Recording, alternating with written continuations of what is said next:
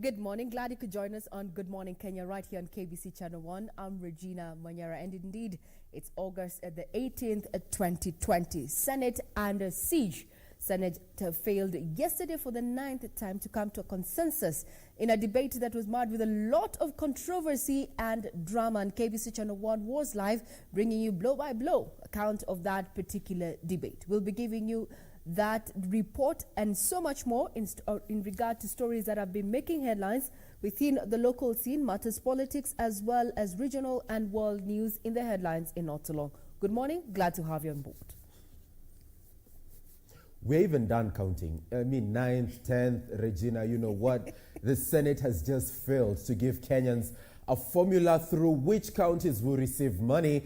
And this now becomes a concern to Kenyans owing to the fact that moving forward, various counties are still combating the spread of COVID-19. And now that funds appear to be there, but they cannot reach the counties, what becomes the way forward? And also you saw those allegations of allegedly senators were being arrested to stop them from finding way to the floor of the House to discuss division of revenue. Now, all this and much more is what we're discussing this morning, as well as having a look at the storm. And guess what?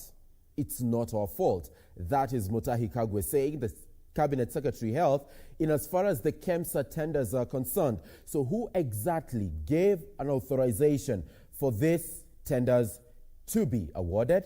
That and much more coming your way during Good Morning Kenya this Tuesday. Right? Absolutely. And speaking of those arrests, here on the Daily Nation, they're being referred to as gangland styles of arrest. Gangland. Wengine wanasema Gangnam style. But that will be giving you details of what happened yesterday, as has been written in the different dailies this morning. But welcome once again to Good Morning Kenya. I am Jane Wamboi. Now today being Tuesday, we always get to focus on matters concerning women, all about women empowerment. And today it is no different. We are going to be having a nominated MCA from Embu County, that is Honorable Margaret Lorna Kariuki, to tell us how her journey has been to getting to where she is today.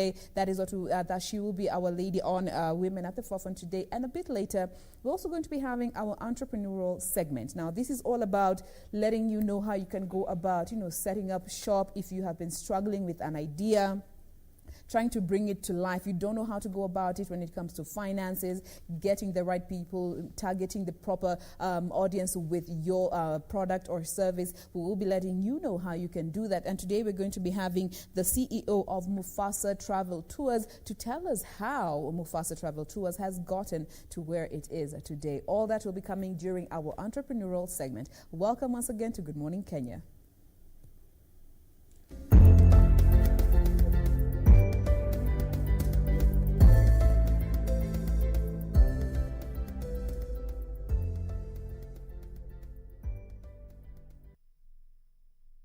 In the headlines begins right about now is trying to see what has taken focus or rather center stage in the front page of various daily issues. I am with the Standard this morning, and the front page reads Senate under siege. Things fall apart. Debate on division of revenue disrupted as House protests arrest of Kakamega, Samburu and Bomet senators. Matiang'i and Mutiambai snapped summons to explain reasons for arresting Malala Lelengwe and Lagat. Members failed to decide on how counties will be allocated money for a record 9th time.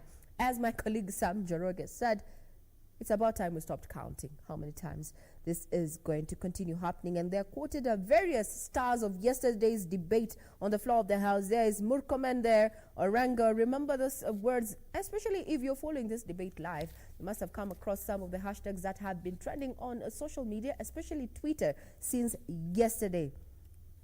It got a bit heated with some even, let me quote Mtula Kilonzo Jr.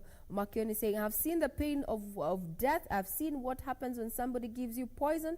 I was elected to this state senate because one person who was a member of this senate was found dead on his bed. Senator Mutula Kilonzo, my dad. It got a bit heated there, almost going personal, especially between Orengo and Murkomen.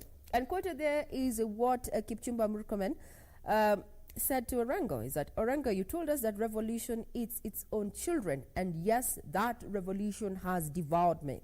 Yes, it threw me to the bench, to the back bench. Yes, our rights have been violated, but it will come for you next. Now that you're in a more privileged position than me. Responding to that, Orengo says, I know that time will come, and I will know how to deal with it. What is good for the goose is good for the gander. Today, it is these three senators, but tomorrow it is likely to be James Orengo. When I said the revolution eats its own people, I was not excluding myself. I know that time will come. Main story captured by the Standard this morning, Senate under siege. Also, the issue of financial crisis that Kenya finds itself in the wake of COVID-19 and its domino effect is that now bankers, especially in the financial services sector, are saying that we are fighting for survival and not profits. Quoted there is renowned banker James Mwangi, warns that the country is facing an existential crisis and priority of public and private institutions should be to